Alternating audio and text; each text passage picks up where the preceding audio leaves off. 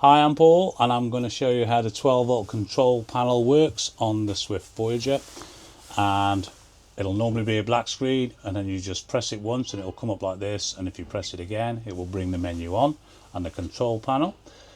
You have 4 boxes which you're mainly going to use. The lighting, I can go into that by pressing it.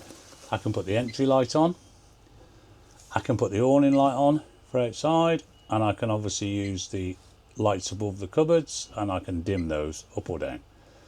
You can either use the blue arrow to go to the next segment on the home screen, or you can go back to the home screen and collect the next segment. Next one is water, and if I touch that, it'll show me how much fresh water is in the tank. The yellow one will show me how much waste is in it, so I can look at both of them. This is your water pump. Press it to switch it on.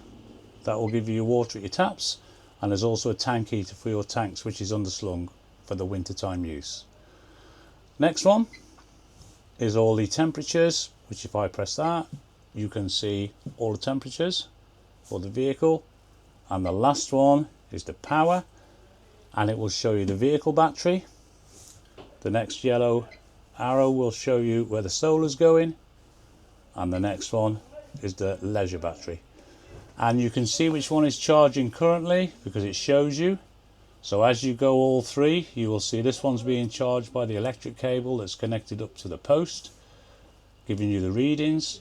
The next one is showing the vehicle battery is good at the voltage, and the next one is showing you the solar going to which battery. It normally will go to the opposite battery of the charging. So if the electric lead's charging the leisure, in this case, the solar is going to go to the engine. Okay, and obviously you can go into settings and change stuff, and also you have a question mark up here, which if you're in a subject on one of the boxes, you can get help by pressing the question mark, and it will go through and show you what to do. The triangle will come on when you're low on battery or you're short of water, and basically that will switch it all off.